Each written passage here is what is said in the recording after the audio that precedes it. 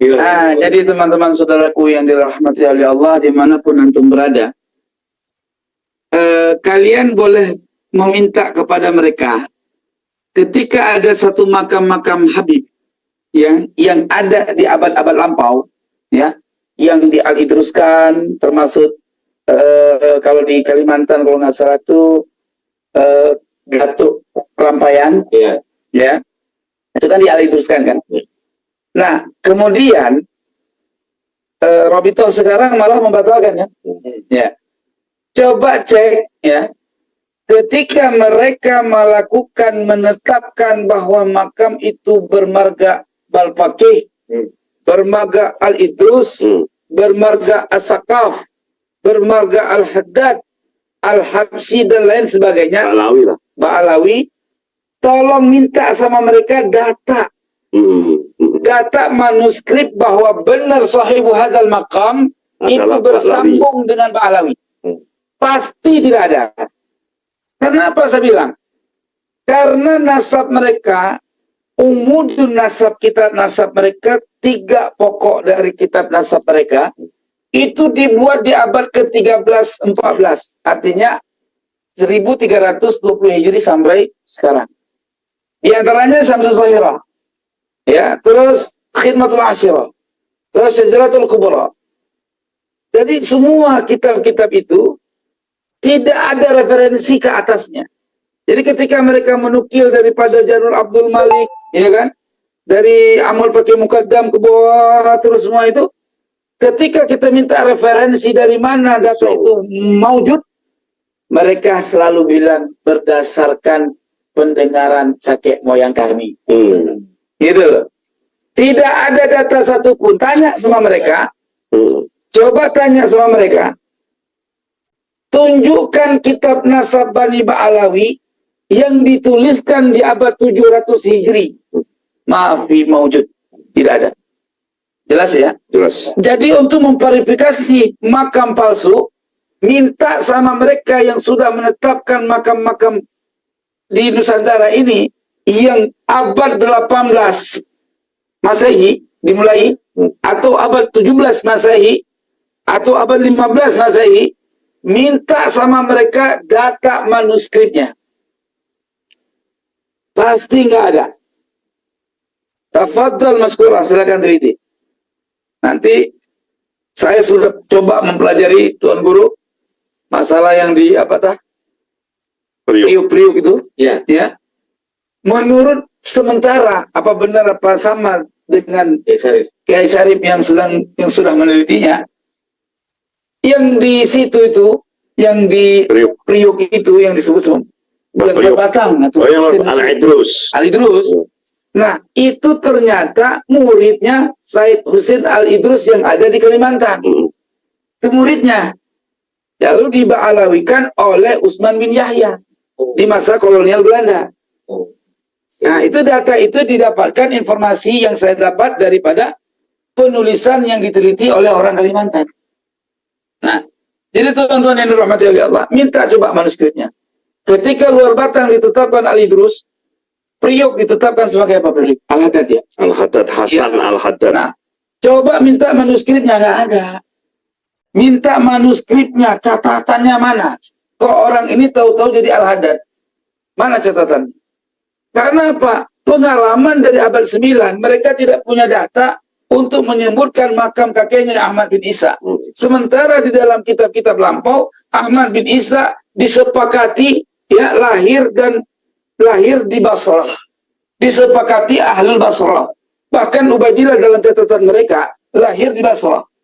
Oke ya, jelas ya. Nah, dalam catatan tersebut tidak ada informasi bahwa Ahmad bin Isa hijrah ke Yaman. Sementara di dalam kitab tua, Ahmad bin Isa bertemu dengan Abil Hasan Al-Askari. Di mana Abil Hasan Al-Askari wafat 260 Hijri kurang lebih. Lalu 260 Hijri wafat Abil Hasan Al-Askari, bertemu dengan Ahmad bin Isa Al-Alawi. Iya enggak? Sementara dalam catatan Ba'alawi, Ahmad bin Isa lahir 260. Paling tua tuh. Data paling tua mereka. Ada data yang lain 290. Ya kan? Jadi teman-teman yang dirahmati oleh Allah, kalau 260 baru lahir, macam mana orang baru lahir bisa berjumpa berkalam-kalam dengan orang yang wafat 260? Iya. Gimana? Kita berpikir. Artinya pertemuan Said Ahmad bin Isa Al-Alawi dengan Abil Hasan Al-Askari itu tentunya sebelum wafat Abil Hasan Al-Askari yang wafat 260. Berarti sekitar 250 Hijri atau 240 Hijri, itu makulah. Ya. Nah, di 240 Hijri berarti antara Said Ahmad bin Isa dengan Abil Hasan Al-Askari tentu bukan anak baru lahir. Ya, 20 tahun. Ya, tentu orang yang sedewasa. 20 tahun. Ya kan? Taruhlah 20 tahun. Ya kan? Anunya, masanya. Maka oleh sebab itu, kalau ini sudah datanya sudah akurat, maka informasi lahir 260 Ahmad bin Isa, terus 345 wafatnya, hijrahnya 317 yang tidak ada referensi manapun, rungkat dengan informasi ini. Tertolak dengan tertolak mentah. Artinya tidak mungkin terjadi Ubaidillah lahir di Basrah. Bagaimana lahir Ubaidillah di Basrah sementara Ahmad bin Isa sudah wafat? Ubaidillah lahir 295 Hijri. Gitu loh. Jelas tidak? Jelas banget. Makanya kita harus meneliti sangat mendalam persoalan ini. Ini adalah demi bangsa dan negara dan tanah air kita dan sejarah leluhur bangsa kita. Ya, dari Sabang sampai Merauke. Ingat tuan-tuan yang dirahmati oleh Allah. Mereka selalu bilang kalau nggak ada Ba'alawi datang ke Indonesia kita sembah patung. Islam sudah ada di tahun sekitar abad 8 Masehi di Aceh. Ya. Berarti 200 Hijri kurang lebih. Ya, sejaman dengan Said Muhammad Al-Baqir. Gitu loh. Nah, sekarang kita tanya, sejaman dengan Said Muhammad Al-Baqir maksudnya lebih tua. Said Muhammad Al-Baqir kan sebelumnya. Artinya masih abad kedua Hijri. Gitu loh.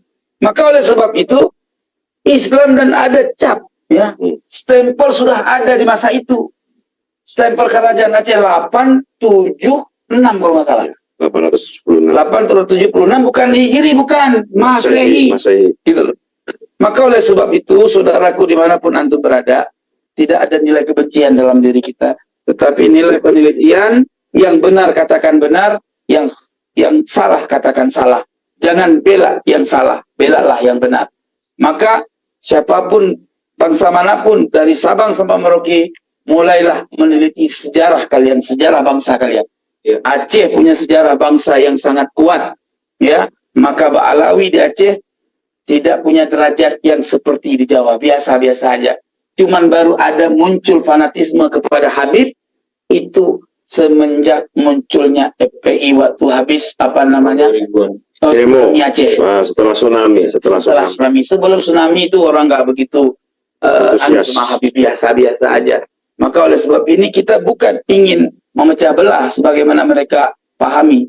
Justru mereka yang memecah belah dengan mengatakan keturunan Wali Songo nggak ada. Ya nak, dalam darah kami mengalir darah Nabi. Kami yang keturunan Sultan yang dari Sayyid menjadi Teku, ya tidak pernah mengaku-ngaku keturunan Nabi.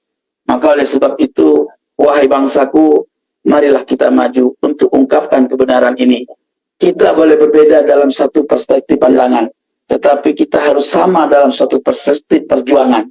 Ya, kita boleh berbeda organisasi, tapi kita satu dalam perjuangan. Jangan saling sikut menyikut. Itu yang dapat saya sampaikan.